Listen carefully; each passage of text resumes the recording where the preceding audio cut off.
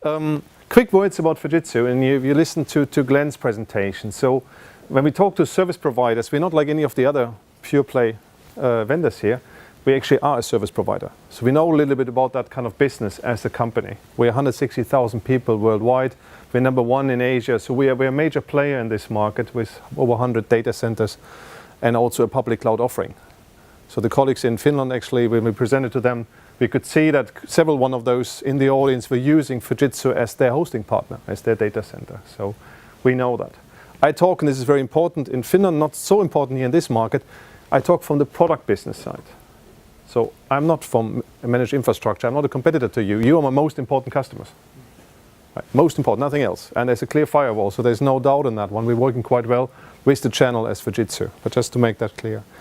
We're also indifferent to many other companies, an empowered Nordic company. So our sales guys who are in this room, also in the technical track, they can make the decisions together with you. They don't need to go somewhere to America to ask for permission. They can actually make the decisions on spot. So we're quite empowered as a company. That's the Fujitsu way of operating.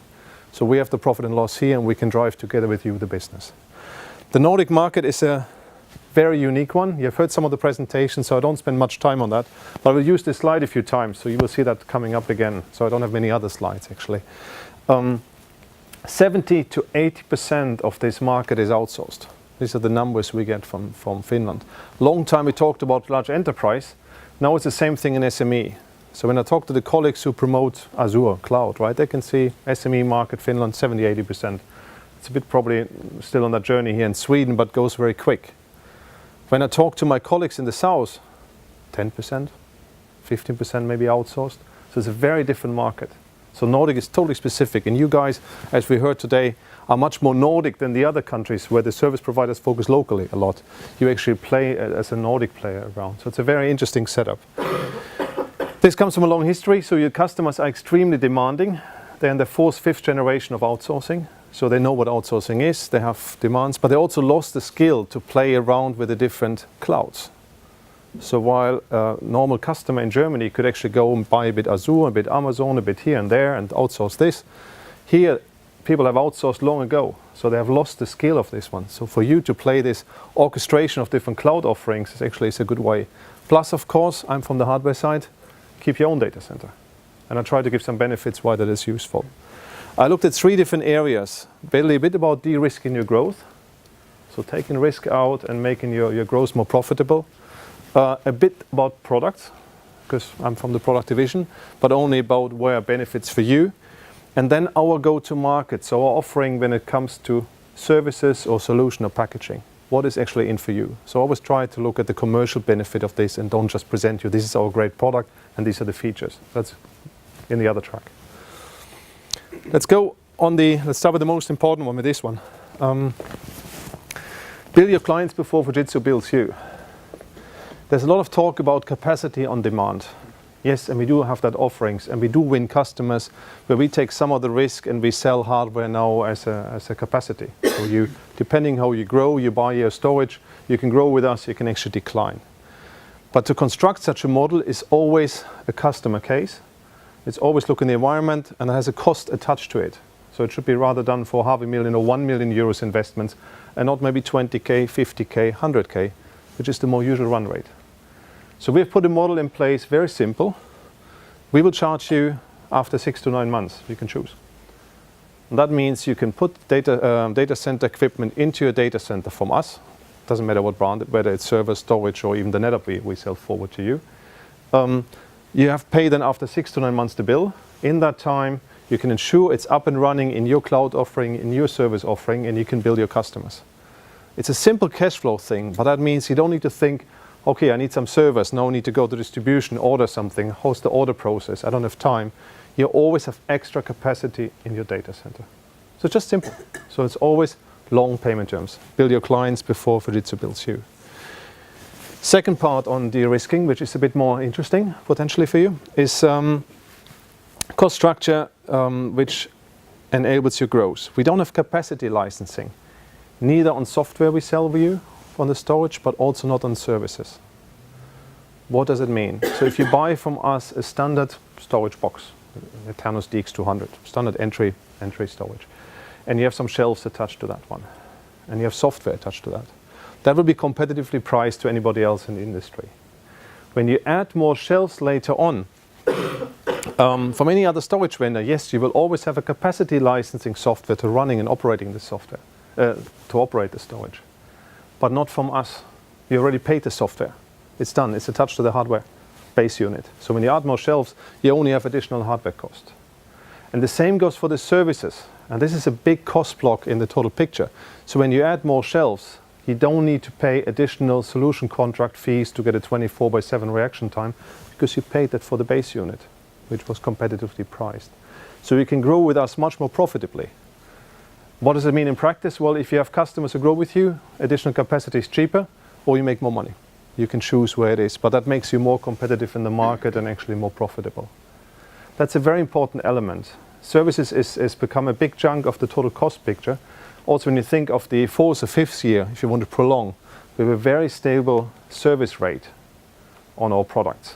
And I've seen it again, and this was actually a discussion with our own data center to see when they had to prolong third-party service contracts after the 3rd year. This is prohibitively expensive for most vendors. It's very flat with us. So when you work with different standard vendors in the industry, compare that to the offering, you will see this is much cheaper. This is the reason we're talking to some of the largest service providers in this region, because they realize that they are their service fees. This is one of the biggest cost benefit we can bring to you. It's just a choice of the go-to-market, specifically good for service providers and storage, where all the time demand is growing. So that's just a simple slide behind this one. So you don't have additional service fees, you don't have enough additional software fees when you grow with us. There were some points here. Let's go a little bit to the left side now. Fits nicely to the no capacity licensing on software and services. And look left down, higher performance, better by design at the utilization rate. The picture I use for that one is this one. When you buy a storage unit from us, again, same story as before, and you add more shelves, and then you shoot more and more IO requests to this one, the response time, measured in milliseconds with us, stays the same. It's just the design of the product. So you can buy exactly the storage need you have today with a small box and just add shelves when you have higher and growing storage needs. With all the competitors, very fast when you add more shelves, performance drops dramatically. Again, if you run a data center, you're a little bit familiar with this one. This is a major cost impact, because that means you need to buy a larger system up front which can handle all the future potential needs, or you always need to buy another base unit and then add shelves to this one. So this makes operating with Eternus much cheaper when you have a fast growing business. You always buy exactly today what you need, you add more shelves, keeps the same super performance, you can add a lot of shelves to this one, you don't need to switch so fast to a new system, and you stay profitable. Okay. I talk very fast. If it's too fast, please raise your hand. I can slow down. But that is another super benefit for you when you grow. Talking about fast performance. VMware is the de facto standard for many of the virtualization offers. Microsoft comes in the range, and some other guys try to enter here. We are extremely good with our products. We're very proud of this one. And one reason why we're so great is because we still design, manufacture our own motherboards, our own products. Actually, we have the factory in Germany. We design our servers mainly in storage in Japan. This is the VMmark benchmark, the standard benchmark, which means how many virtual servers you can run on a server. So red means Fujitsu dominates it. Over the years, you can see it's pretty red. So independently of which core you go for, I would say 90% of the different cores are dominated by Fujitsu. What does it mean? Well, you can run more virtual servers on our platform, so you save money, you just need less servers. It's a simple cost-saving exercise. It's not about being the best and greatest, and we are super.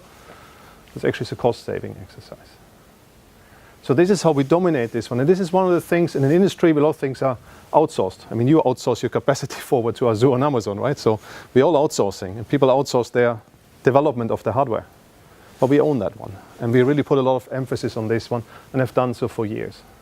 So this is just one example how speed and benchmark actually matters. And this is not just one, this is just the happen to be VMware. Let's stay a little bit with this one. I skipped some slides back always to the standard slide. Go to the top, industry leading energy efficiency and something about high temperatures. Our servers use an average against the industry standard, which is the usual server victims you have in this industry. We use up to 20% less energy. That's pretty cool, because that means over the lifetime of a product, the energy costs are pretty similar to the procurement cost. If you take 3-4 years running a server. So if you save 20%, you save a substantial amount of money actually, just on the energy cost. Secondly, and this is very interesting for larger data centers, so for the big players in this market, but also for co-location data centers now. Some of you might know that Telia Sonera is building a mega data center in Helsinki. They have a certain amount of energy they can get into the data center. So if you use 20% less, well, you can use a whole bunch of more service inside this data center. So you don't have that limit actually. We talked to people in Frankfurt area as an example. For them, this is super interesting because they can run more. As a second step, and this is the point below high temperatures, and remember, this is the business track, so I talk about no technology basics, is our servers can run up to 5 degrees hotter in a hotter environment, so you don't need to put so much money into cooling.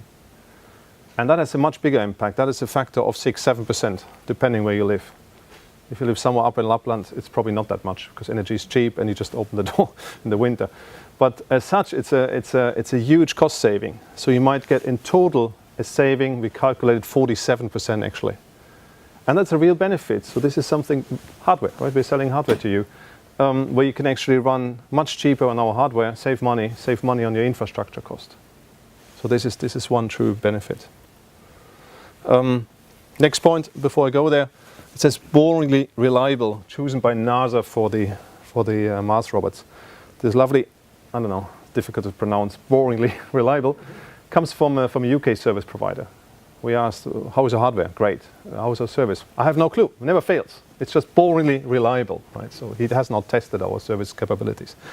I like that statement, so that's where it comes from. Mars robots, NASA's using the same real-time operating system to operate the Mars robots. Mars is a pretty difficult place to get a service technician up, so it's quite reliable. And that's, of course, another one. We have a lot of failover. Usually we don't have a single point of failure, so usually your operation will run. But you just don't want to make the headlines that your data center is down. And this happened to every single service provider. At one point of time, you have a cut in your data center and you are in the news. And I know the friends from Tier 2 sometimes open the bottles. We have opened sometimes the bottles in other ones when somebody of the bigger guys fails. It's just what happens.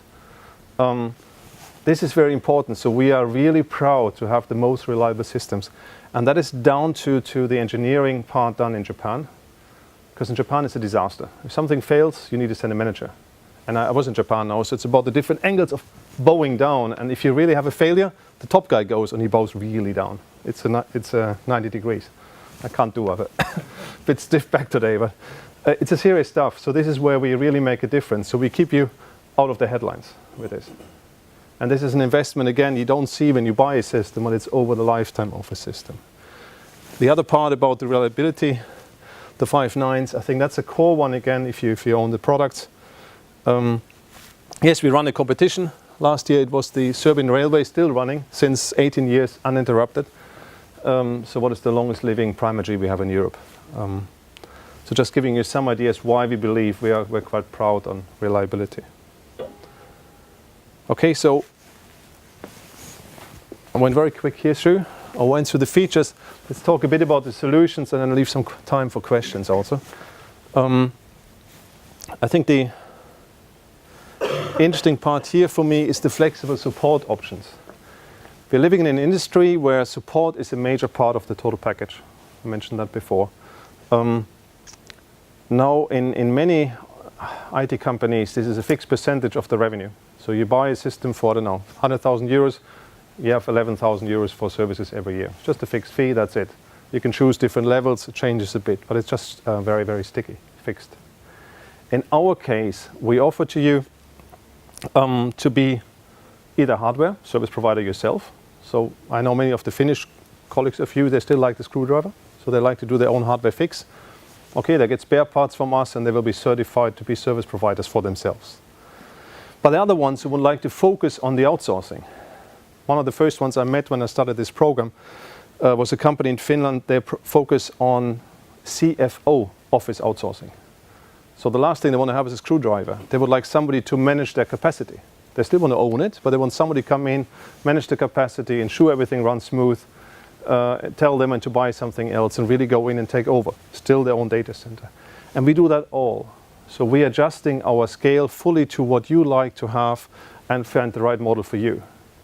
And that's, again, very unique for Fujitsu. So it's not the one size fits all, but we are very flexible in adjusting this and finding the right model.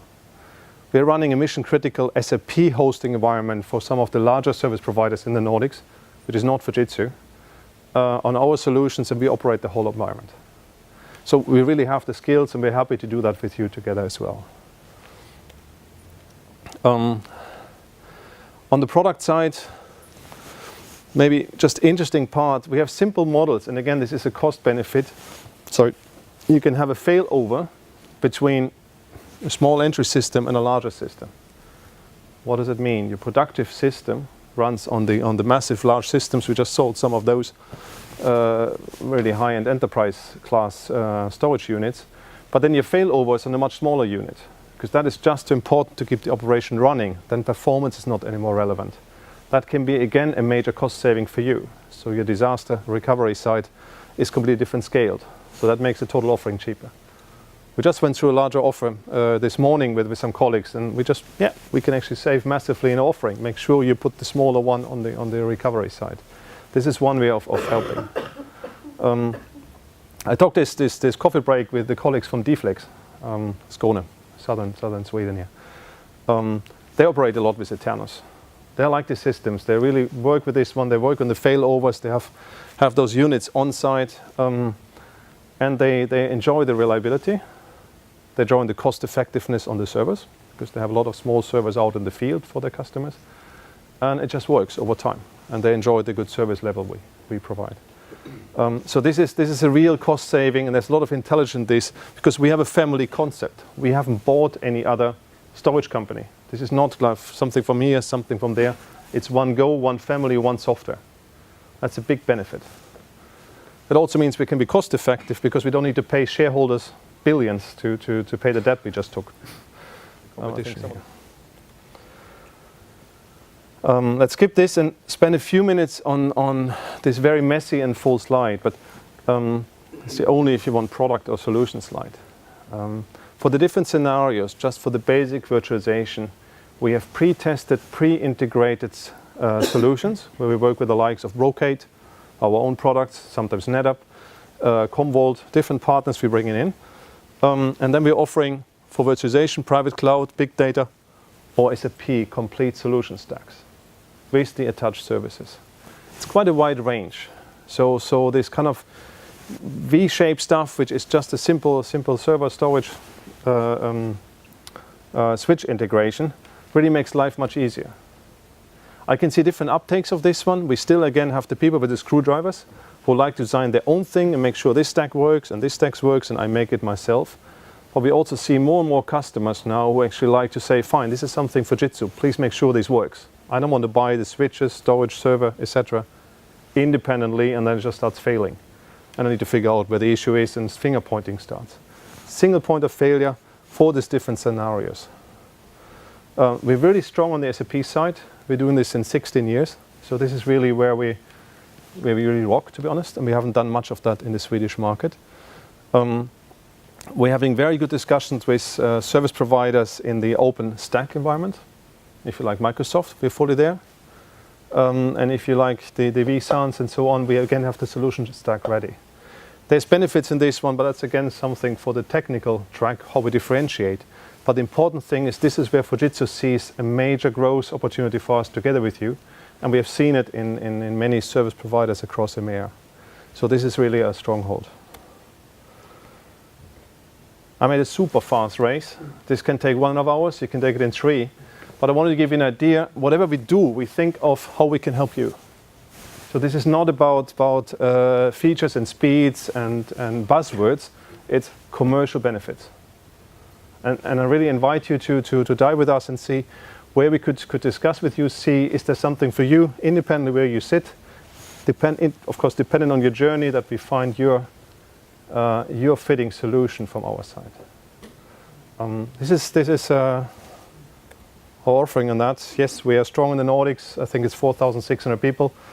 And we have a strong team here locally. Don't have all the names up, but we have basically Vissa Musa, who runs the sales team here in Sweden. Peter and Martin focus on service providers. Martin is here. Tin Bahn is also here. He looks after the larger service providers in the region. Peter Berglund is here. He looks more at the solution data center sales, also here. So please engage with that team and see how they can help you. We have a drink afterwards for you. I hope you all got an invite. If not, contact us, make sure. I think you deserved it after all these lovely presentations. As next steps, I like to do, of course, a deep dive together with you how we can add value with our architects. Potentially look at your data center and do something out of the box thinking. And maybe we need to look also, is our cloud offering interesting for you as an alternative to look at this one? But very happy that you work with Microsoft and the other guys to see where our niche is there. To do a financial deep dive. We see, especially with smaller service providers, our financial offering is very attractive. We work with a partner called 3-Step IT here. So they're happy to come in and help you as well. So it just makes it very simple. So we looked at the easiest way how to do the business and not over-construct it. And with many of the service providers we have discussed in the last 6 months, we have a lot of POC systems out so they can actually test and check, is Rudi telling the truth? Okay. Thank you, Rudi. Thank you very much. Okay.